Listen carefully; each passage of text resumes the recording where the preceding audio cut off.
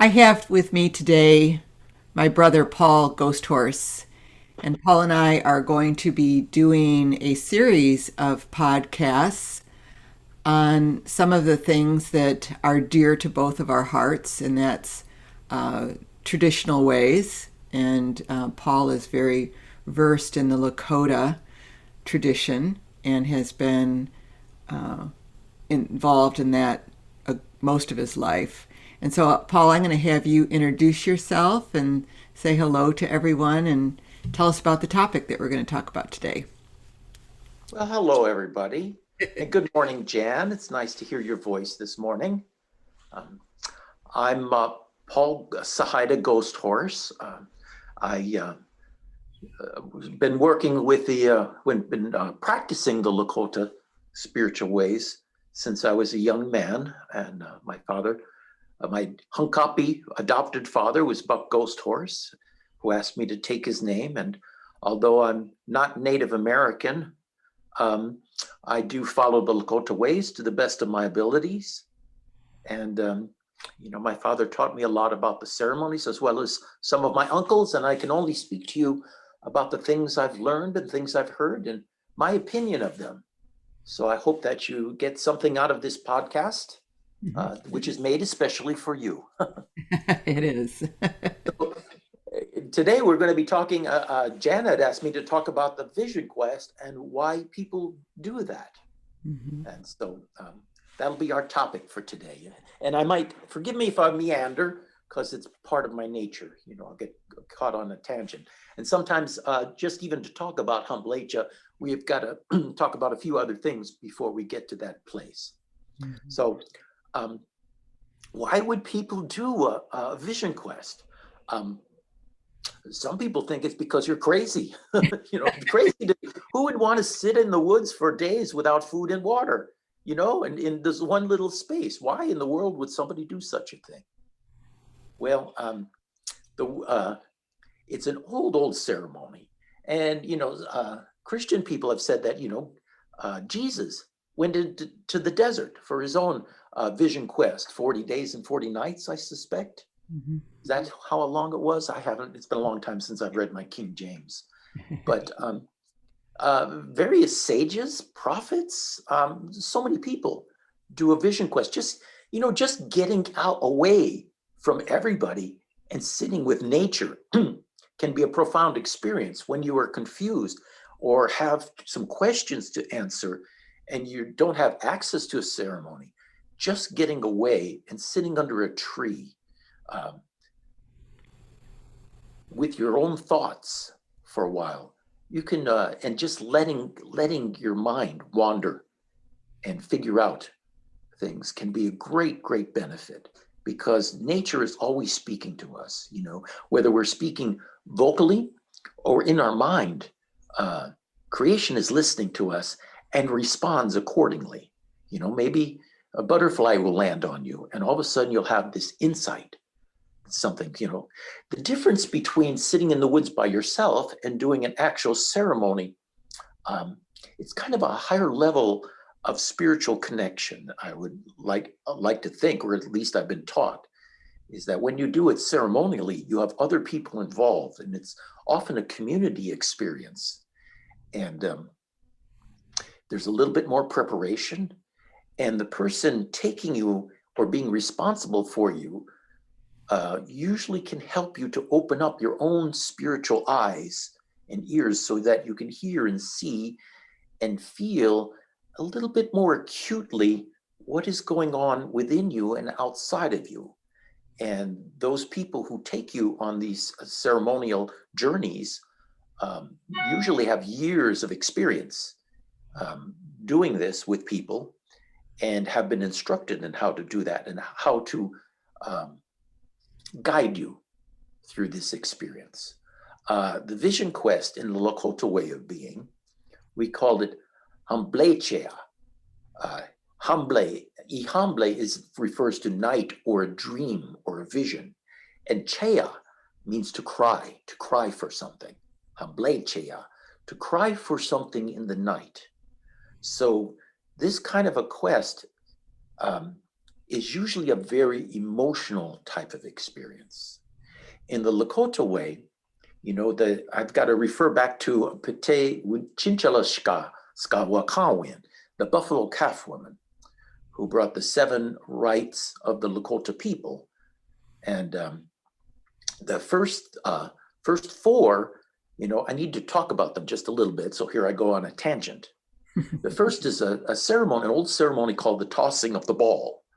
And it's a giveaway ceremony, a spiritual giveaway ceremony of health and help and happiness that is, placed and visualized into a ball and tossed to those people who need it.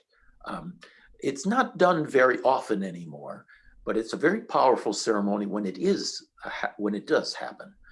The other ceremony would be Ishnati Lawampi, a coming of age ceremony for young girls.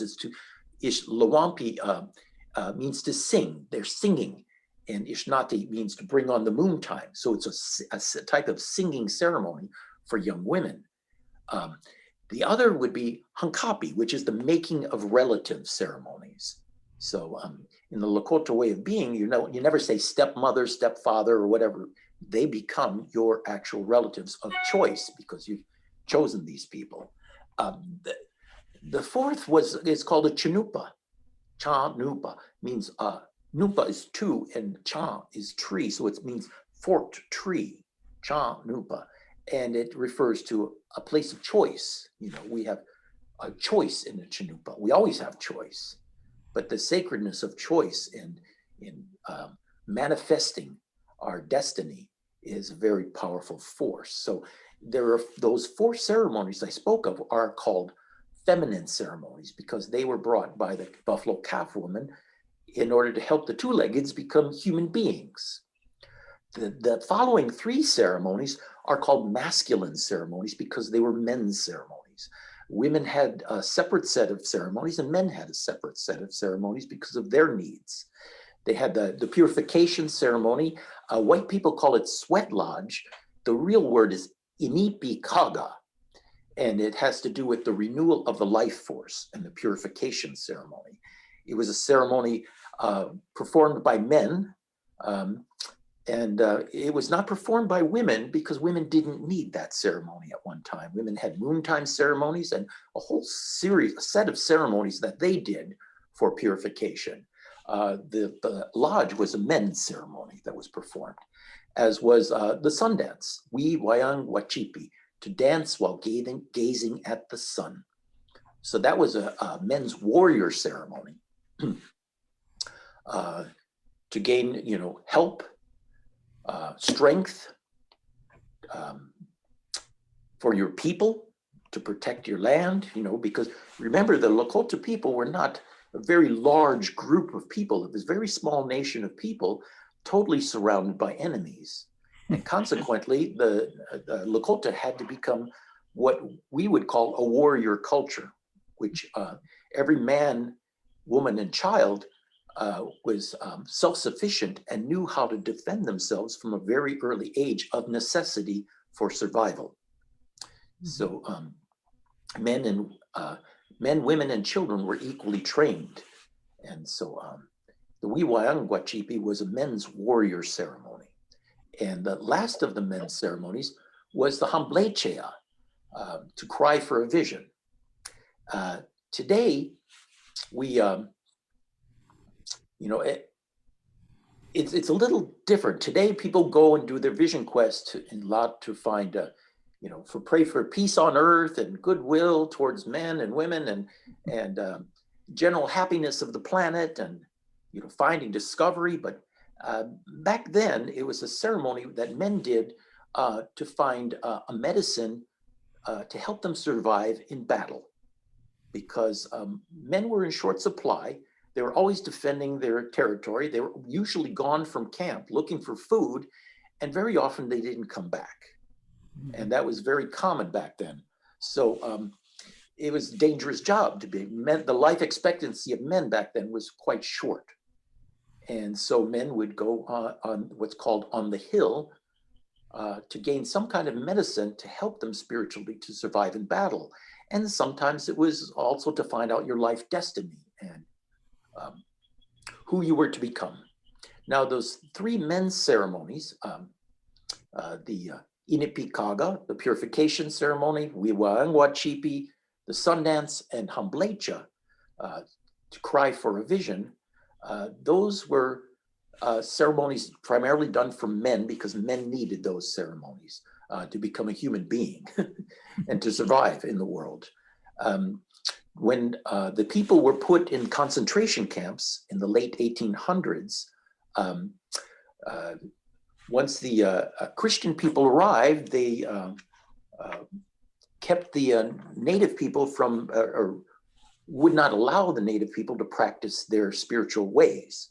And so many had to do it secretly or in silence to try to keep it alive for generations. And in the 1900s, when the men were, the men were leaving the reservations to find work and coming out into the world, especially in the 50s and mostly in the 60s, the men brought with them the ceremonies they knew, which were the men's ceremonies. At that time, it was still not safe for women to leave the reservations. And so, and the women knew the women's ceremonies. And so they stayed on the reservations. So who left were the men. And they knew what they knew. They did not know the women's ceremonies and could not share them, but they could share what they knew. And they invited women to participate in the Purification Lodge, the Sundance, and the Vision Quest. So women were participating as well at that time in the men's ceremonies because men taught what they knew.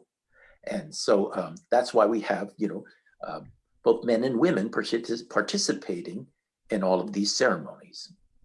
So the men would go on the hill in early times to find kind of a war medicine to protect them or to find who they were. Today, it's a little bit different. Today, it's people go for self-discovery, to answer questions, to find your life journey, who you are and what you are supposed to be in this world, who you were meant to be. I often tell people that, before you are born, all of you watching this are spiritual people. You have a spiritual destiny, and there is a reason for you to be alive. And I truly believe that before each of you was born, someone made a prayer. And as a result of that prayer, you were given a task, and you were born as an answer to that prayer. And through the trauma of being born and growing up in this Western culture, which is incredibly difficult to be born in, sometimes we lose or forgot the purpose of our being here, the contract we made with Spirit, why we were born in the first place, and what we were supposed to accomplish. So I do believe that when you're in ceremony or you do a vision quest, sometimes you get reconnected with the real reason of why you were born and what you were supposed to do on this planet, because you are spiritually awake. And not everybody is, but all of you are. So you have an important purpose that you have to rediscover if you've forgotten why you are here. So when you do that vision quest, you may get closer to that answer. You're in this place of silence. You're in the woods. You're quiet. You're not there to speak, and though you do offer a prayer, and it's said that half of praying is listening, maybe more than half. Mm-hmm. You offer a prayer, and then you have to take the time to listen to the answer. We see prayer as being a couple of different parts. You purify yourself, you put out that prayer, you get an answer, and then you have to physically follow through on that answer. In the Judeo-Christian tradition, it would seem to me that people pray and they ask God to do all the work. You get your life all mixed up, and it's like in the ancient passion plays in the Middle Ages. Everything would get so complicated in the life, the stories would get so convoluted, and all the heroes would die, and it's like, well, how are you going to finally finish the plot? Well, the Deus ex machina, God out of the machine, would just be dropped on a rope in the middle of the play and just make everybody right, and the lovers would be alive again, and everything would be uncomplicated, and God would fix everything. And so there's this idea that if you pray, God will just fix everything, and that's all you have to do. In the Lakota way of being, we are physically responsible for our lives, and we don't expect Creator to do the work for us. We ask for inspiration and help. People will go into a lodge. You'll either, if you don't know what it is, the direction you're supposed to take, well, there are ceremonies to figure that out. You know, maybe you go into a lodge and say, I don't know which way to take, even though there's no wrong answer, because you're going to learn from whatever direction you take. Any path you choose is going to be a learning experience. So you can't possibly make a mistake ever. So you might ask for help to make that decision. But once you make a decision, then we would go into a ceremony and pray for the power and help to make that, to manifest that. And then with our own hands, we would not ask Spirit to do the work for us. We would ask Spirit to guide us and give us the strength and the fortitude so that we can do this ourselves. So in the Lakota way, we do the work ourselves, but we ask Creator for help. We don't ask Creator to do the work and we just sit down and watch TV and expect it all to happen. But we do the work and we ask Creator to help and give us the inspiration. So you might have the vision, you might have the power, and Creator may send the help for you doing this. So when you're sitting there quietly in the woods and you're praying and you're listening and you're in this own spot, and nature is a great place because we are all part of nature, and many of us have forgotten and disconnected because we walk in a world of concrete and pavement, and we can't feel the earth under our feet because we've got rubber-soled shoes separating us, insulating us from the earth itself. So sometimes we just need to go out there and sit on the planet and put your hands in the earth and feel the energies that is present there, and recognize that we are of the earth and we will return to the earth as well. You know, the earth is our grandmother, our mother, and it is our connection, and it is our food.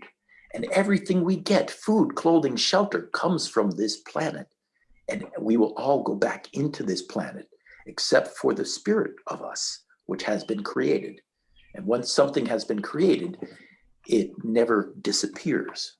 So we are lucky. We're using this vehicle for a very short time in order to understand our purpose before we go on to the next. So we're living in this physical reality. We're sitting in this quiet space in the woods, and we're trying to listen, and we're watching. And how many of us have ever had the luxury, and it is a luxury, of just sitting for 24 hours even and watching the day take place? We're so busy in our lives, in our head, in our hands. You know, there's so much to do. How many of us have taken at least one day of our life and watched the sunrise and move its arc across the sky, watch all the animals that come and go, watch the pattern and watch it disappear, watch the moon come up, and watch the whole arc of the night and feel all the changes of one 24-hour day? You know, how many of us have had the luxury? And if you do that a couple times, you know, over a course of days, you'll notice patterns in nature. You'll notice that one bird will wake up at a certain time and it'll wake the next bird up and there's certain patterns. You know, the possum or the raccoon will pass a certain time every night, you know, because they're all creatures of habit too. And the night, and it's interesting to notice the patterns, and then you realize that you're part of the pattern too as well. And so all you have to do most of the time is just be. Let your thoughts disappear, all your anxieties go, and you start realizing why you're really here. What is this, you know, what's it all about, Alfie? You know, you've got, so where are you going to go with this life? And what is so important? What is the most important thing? And sometimes we have an idea of an urgency to do this vision quest. And that may be just the urgency to get us there to the point where we're finally listening to creation. And then when we're finally there, we might get the real reason why we showed up, is because the creator's saying, listen here, grandson, granddaughter, I need to talk to you, and you're not listening. So I need to get you out here. And once you're out here and I've got your attention, maybe you'll listen to me finally and get to the truth of why you're here in the first place. So I was told that, to get on to, if you're going to do this amazing thing, which is a vision quest, and every culture does it in one shape or form. And of course, you could sit in the woods by yourself anytime you want for an answer. And I go there often when I'm confused about something and I find a healing. But with someone else helping you, there's a different kind of feeling there. And it's a little deeper sometimes because your focus is more pointed of why you're there. And you realize you're going there not just for yourself, but for your community, your circle, your creation, your country, your world. You're going there for something larger than yourself, although you are part of it. And you get the benefits of going there. If you're following the path of your existence and why you came here, if you follow your true path of why you were here, and maybe your destiny is not to heal cancer or reach the moon or land on Mars, but whatever task we're given, however small it seems, it's really important that we do that, because it will give rise and cause an effect to other things. So when you go on, you do your vision quest, my grandfather, spiritual grandfather, Wallace Black Elk, through a Hankapi ceremony, he's technically my great uncle-in-law in the English system. In the Lakota way, he just always called me grandson, and I just called him grandpa. And he told me that, when you go on the hill, you need to bring 4 things with you. He said, alertness, patience, endurance, and courage, because you'll be tested on all of these things. You need to be alert during the whole time, because you're not coming up there just to go to sleep. You're coming up there you're going there to pay attention to the world, to be conscious, to lose yourself in all that is, and to become part of all that is, to realize you are part of nature and part of the cycle, and to lose your self-consciousness and merge with all of creation in that place. And maybe you'll be lucky enough to disappear, and you won't know where you end and what is surrounding you begins. So alertness to that. You have to be patient, because we are so impatient, in this world. We want everything now. We want, we're so busy, and trying to be patient and quiet and listen. And it will take patience to get to that point, because all the head chatter has to leave before you could be empty. And you have to have endurance, because it will be hard physically to do that. It's hard to go without food. It's hard to go without water. It's hard to endure being out in the elements when it starts raining or whatever creator gives to you. It's hard to do that. The ground becomes harder. The bugs become buggier. Everything becomes harder in physical reality, and you have to go beyond that, beyond the hunger. So the first few days, at least the first day, you're dealing with your stomach growling.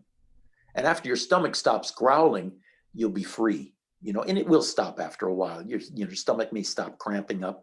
And once you're doing that, you don't feel like you need to eat at all. You'll feel very, very light once you get over that place. And you'll need courage, because what you're afraid of most in the world will follow you up there. Sometimes it's internal. You're afraid of living. You're afraid of dying. You're afraid you might not get what you came there for. You're afraid. And you have to give up being afraid. And then the night comes, and here comes the fear again. Every time a little mouse is moving around, you think it's a bear. when you're the scariest thing in the forest. Everything's afraid of you. You're the most frightening thing out there. But every time there's a little sound, our imagination goes wild and we think we're going to be eaten by something, and then the morning finally comes and go, wow, what a relief. I didn't get eaten. Well, no, you're not going to get eaten. You're just going to be dealing with your own fears and apprehensions most of the night. And there's nothing scary out there. And you're in a sacred place and nothing will enter that spot except by your permission. So, they say that when you do these vision quests, spiritually, you're like a lighthouse in the dark, and things will come to you, good things and things that are not good, because there are disincarnate souls out there, and when you're out there, you kind of open your spirit to what is there, and so, but you don't have to accept things that are not part of you and may be negative. You just send them away, ignore them, and just bring in those things that are good to you, good for you.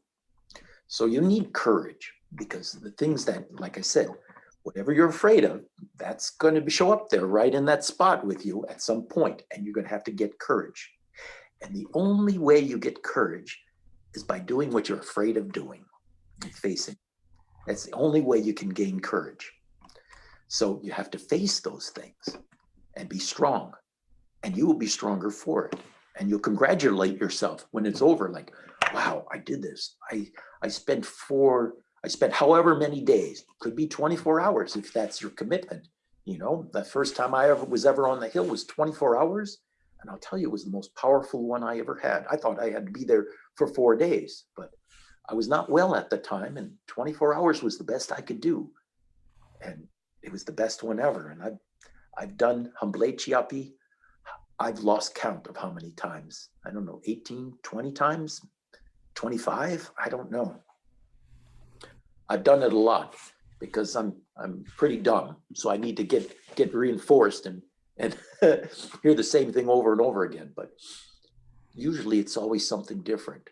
And sometimes you'll have these amazing dreams that later on in life, and this may happen too, later on in life, you might get a deja vu.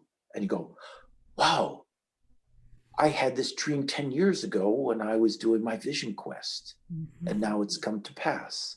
Those things happen. But what I have found interesting is no two people have the same experience. They have similar sometimes, but everybody has their own experience, and it's as unique as your fingerprint. It's just for you. And so it's interesting that way. It's going to be tailored. Creator is going to tailor that experience just for you, and it's going to be quite an adventure however you do that. So I advise everybody to do that at least once in their lifetime and have that experience. It should be on your bucket list, on your to-do list. So I don't like doing it myself. I get a nagging feeling like I should do it, but I never. Some people love it. Some people love it and have the most wonderful time. For me, it's a big buggy experience. I'm uncomfortable. I just can't wait for it to stop, and I have to get over that most of the time. But I go there to try to be a better person and to get real with myself. So if you do this ceremony correctly, there are 4 things that you will get out of it. You'll get a drop of wisdom, a drop of knowledge, a drop of power, and a drop of what is called the gift. You get wisdom because you can only get wisdom from experience and your understanding of that experience. Once you understand that experience, well, you've got wisdom. You're going to get a drop of power, the spiritual ability to accomplish what you need to do. Creator will give you that drop of power. You'll get a drop of knowledge, because now you'll know something about yourself and the world around you that you never knew before. And the most important one is called the gift. And the gift is compassion, 1 drop of compassion. Compassion for yourself, compassion for the world around you. And if you don't accept that drop of compassion, the rest is useless without that compassion, because then you get full of yourself. overly wise. You're too much power hungry. You think you didn't know it all. But the gift balances us into compassion. We realize we're doing this not for ourselves. We're doing this for the world around us. We're becoming a better person for our family, for our community. It's called walking in a sacred manner, throughout life, walking in a sacred manner, realizing the holiness and sacredness of your existence in connection with everything else. And so you look at things in a little higher level in a way, the purposes of things and your purpose in being. And it helps you to speak up when you need to speak up, or be quiet when it's time to listen, walking in a sacred manner. So there's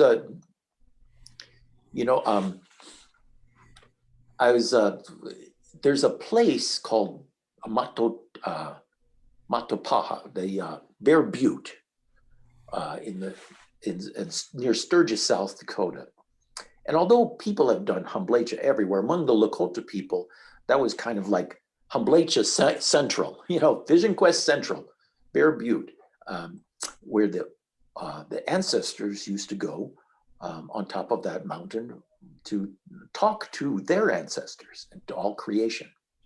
So it's a good place to do Humblecha. Right now, I was there earlier this year and speaking to a couple of people there who kind of are in charge. And they were saying that now everybody wants to go there, and it's become, what's the word, circus? It's so many people wanting to go up there. It's putting undue toll on the land, because everybody wants to do Humblecha, Vision Quest on Bear Butte. But it really, honestly, I found that it doesn't really matter where you go. You could go under your front porch if you want, although it helps to be in nature, and you pick a beautiful spot. You're doing that for you, because you like the scenery.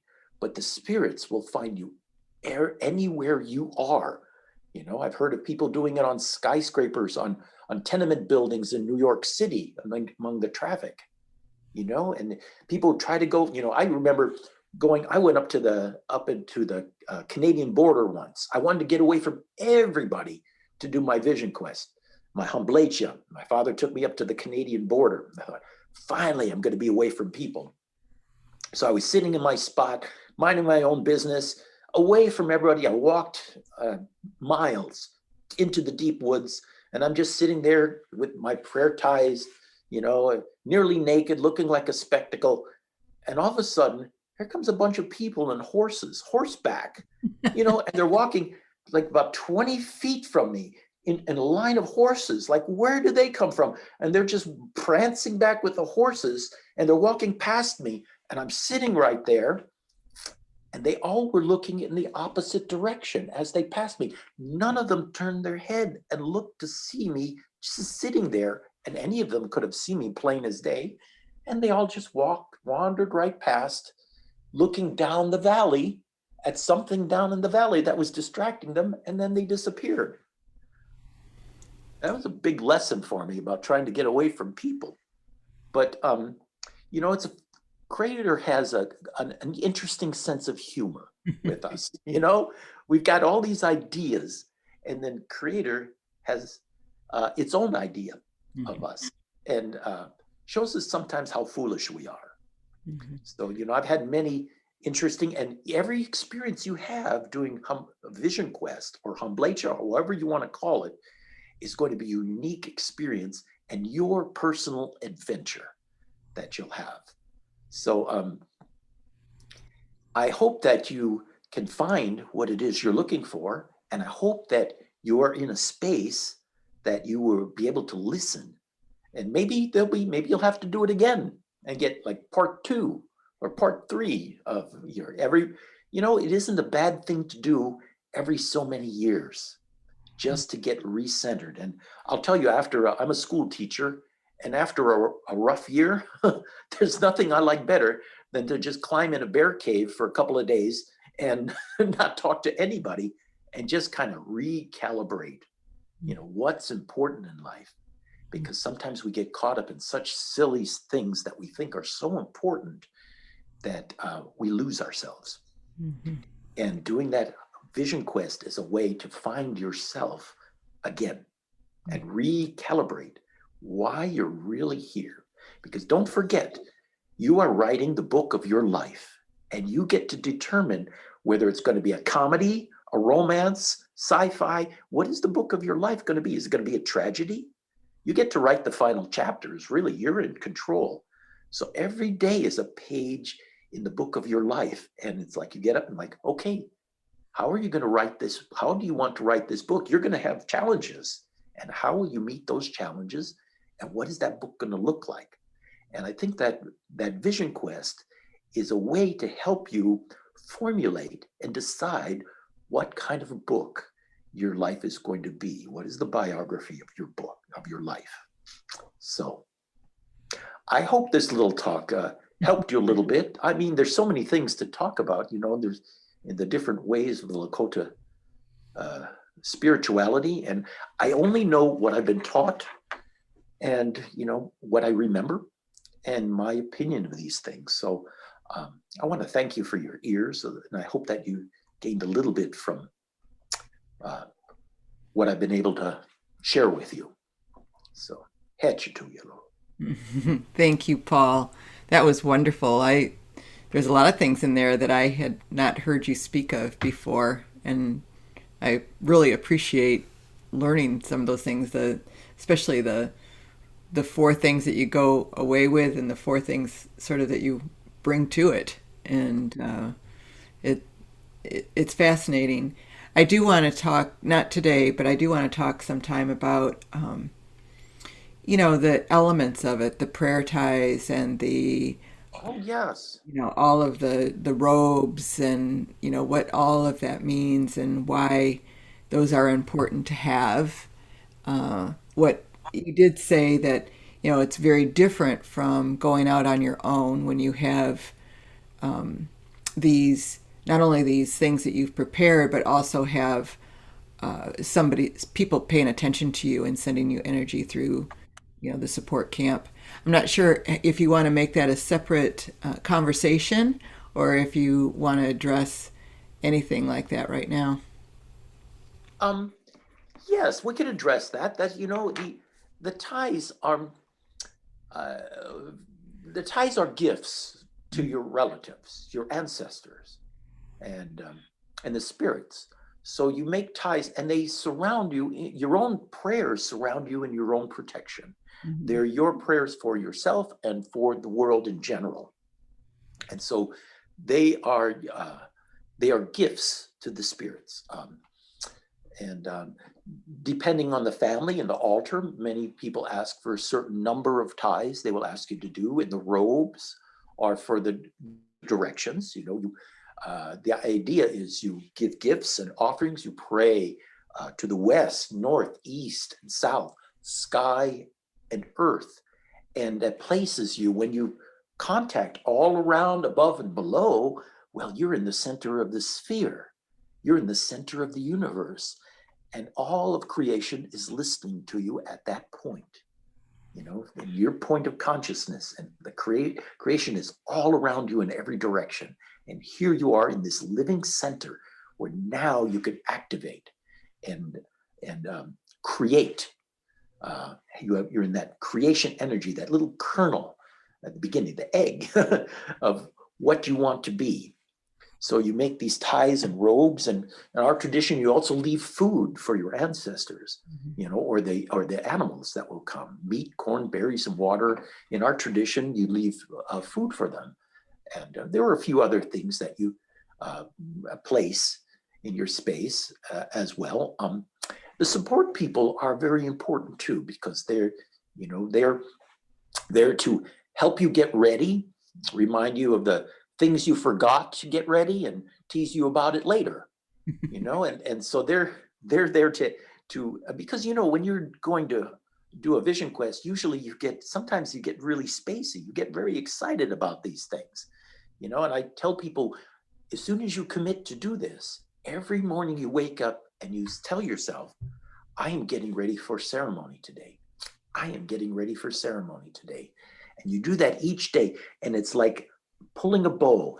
The arrow is your intention to do ceremony, and you're pulling this bow and you're creating tension every day. I'm getting ready for ceremony. Today I'm getting ready for ceremony. Today I'm getting, so you're creating this tension to that final day when you're doing this. And it becomes very powerful and very important because you're focusing on this as you get closer and closer. You're creating that tension because life is tension and release, just like music, tension and release, tension and release. And it's part of that cycle.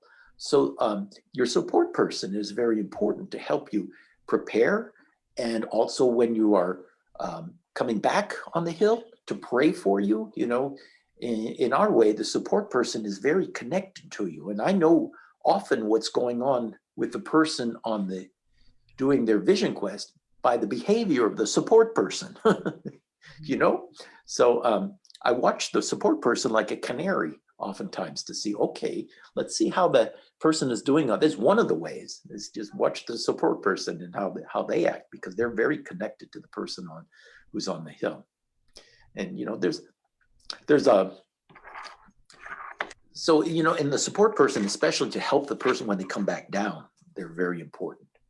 But you know, connecting with them, you know, they don't interfere. We're not there to interfere with anybody who's doing their vision quest. We don't want to be part of their vision quest. We just want to support them and help them to do what they need to do without getting in their way. You know, sometimes, you know, an enthusiastic support person will run into the woods and want to pray for the person who's there and things like that. And the person who's on the hill gets annoyed because off in the distance, they don't see a bear or a bird or a hummingbird or, you know, their great grandmother. They're seeing their support person sitting there in the woods with them. And it can be really annoying because they didn't come there to talk to their support person. So, you know, sometimes it's about settling the support person down a little bit. But, you know, I hope that answered your question. There's, you know, one little thing I find interesting, you know, sometimes in the Lakota way, you'll have a little shell and an eagle feather. You know, we call it waluta, you know, that people will put up. And they would use a little abalone shell or some kind of shell. The abalone, I was told they used the abalone shell. In the old days, it was a protection because abalone it was from the days before mirrors. And the abalone shell would have all these colors in there.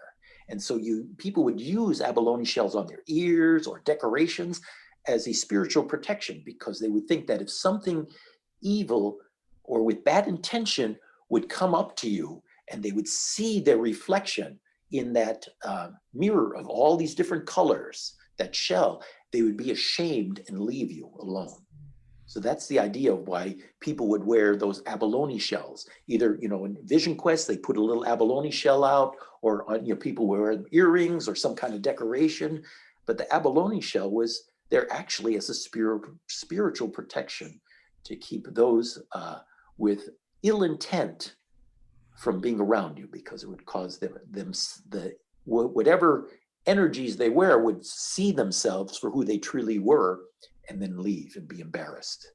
So that was the idea behind the abalone shells. So, you know, there's a lot of interesting little traditions that I find to be quite true. So we talk you'll about think next time you wear an abalone shell. the Waluta as being like an antenna, and it just seems to dance on its own. We always hang it. I know that in your family you make like a little shield. We hang them in the tree over the person, and there can be no breeze, no movement, and this thing is just like dancing and, you know, doing all this stuff. And it's fascinating to just watch them. And I just say they're like little antenna. It's sending out this message. I'm right here. Yes. And it describes who you are. You know, you've made that your energy is in there. So it's your antenna. Yeah. And not only will the Waluta, but if you've made prayer robes, watch the robes as well. Because sometimes, like you said, there'll be no breeze, and then one particular robe will start moving by itself. Even though there's no breeze, it'll be one particular robe. Or maybe a hummingbird shows up, or some other kind of bird, probably a cuckoo bird or a turkey or something, will show up and it'll land just on one robe and just keep landing on one robe, trying to give you you know, and the interesting thing about your vision quest is you don't always have a clear answer. You've got to stretch yourself a little bit to figure out, now, what did that mean? So Hmm. you've got to go inside into your own psychology and realize, okay, what's the symbolism behind that? Because it has an individual meaning for you.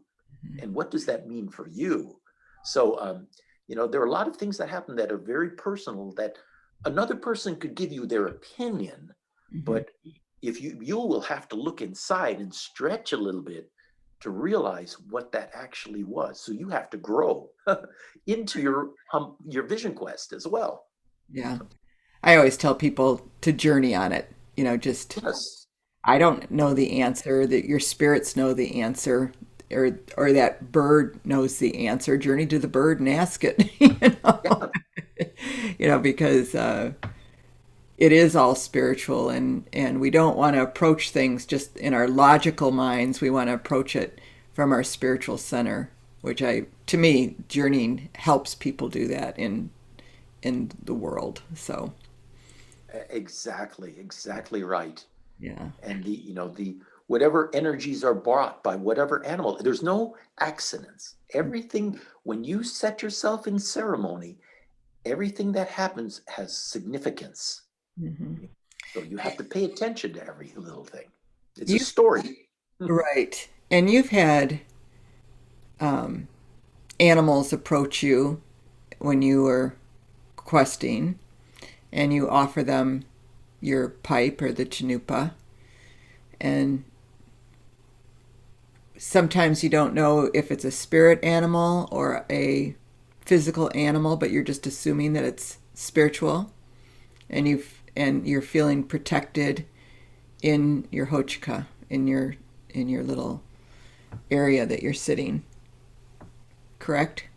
In theory, in theory, that's how it's supposed to work. My father told me a story about when a bear came up to eat out of his bowls of food, and he was petrified and offered the bear his chanupa.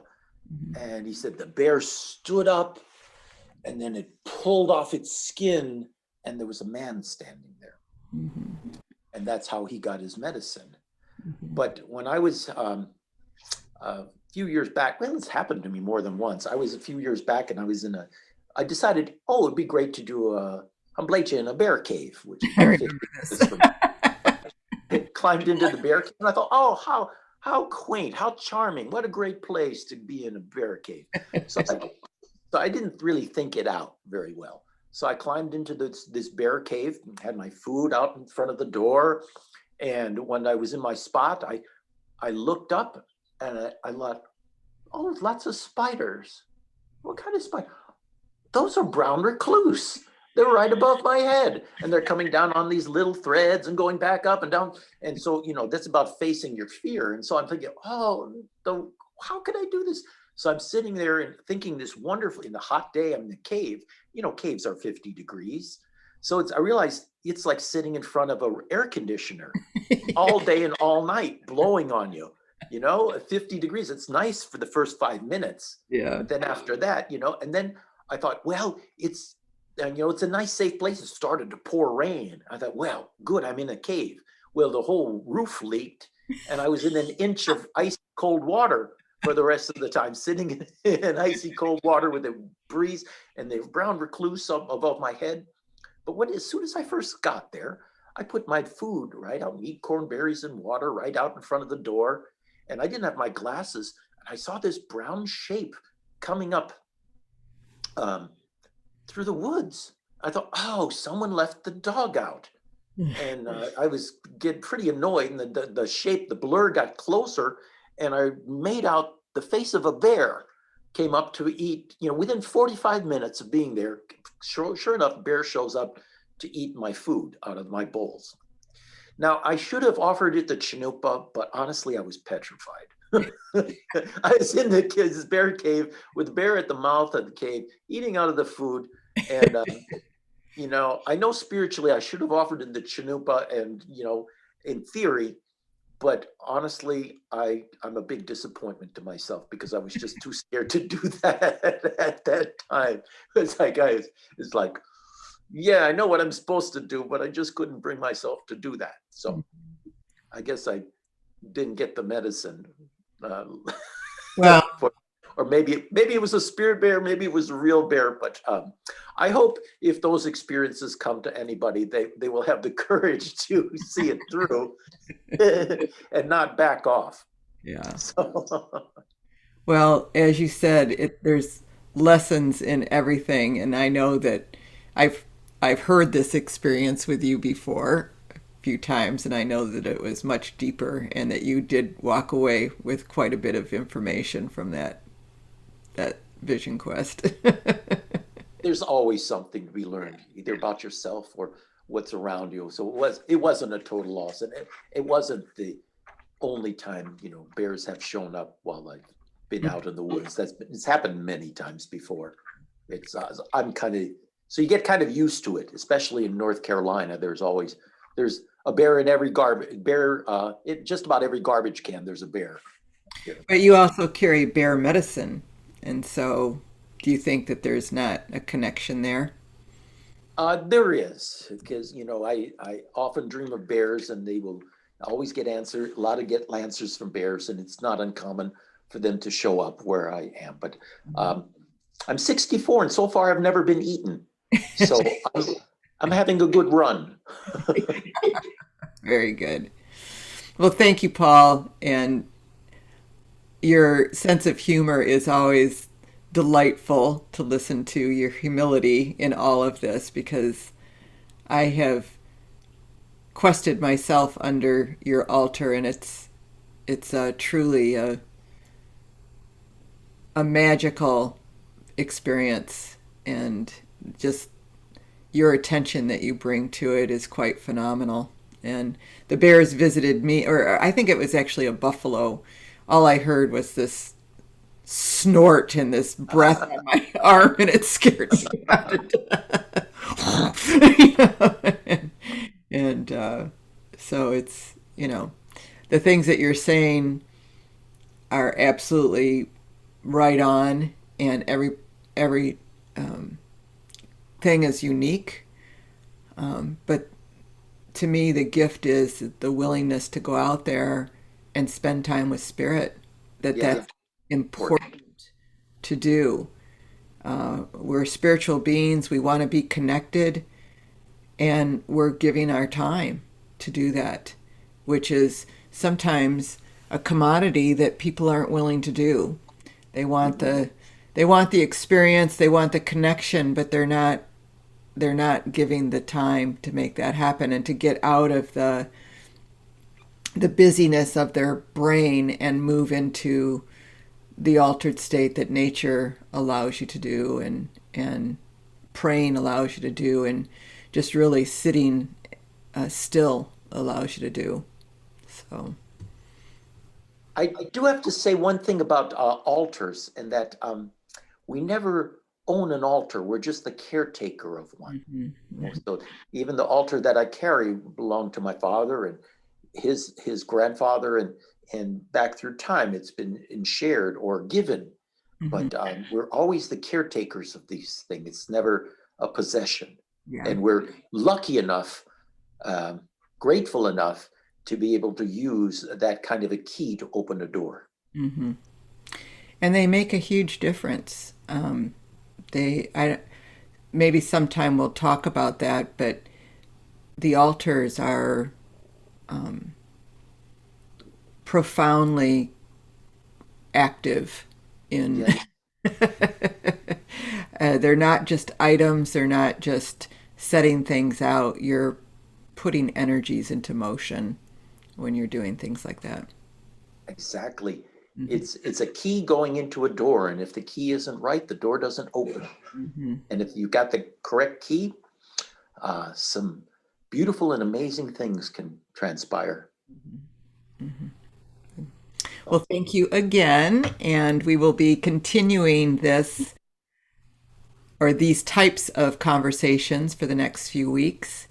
And this is such a pleasure for me to be able to sit and listen and, be part of this and really receive. These are wonderful topics to learn from and to review and to gain more insight into everything that you're saying. So thank you. Well, thank you very much, Jan, and thank you everyone for giving up your time uh, to listen to whatever it is I have to say. And I look forward to seeing you all in the future, Yeah. and just have a wonderful day. Yeah. Be good humans. Thank you. All right.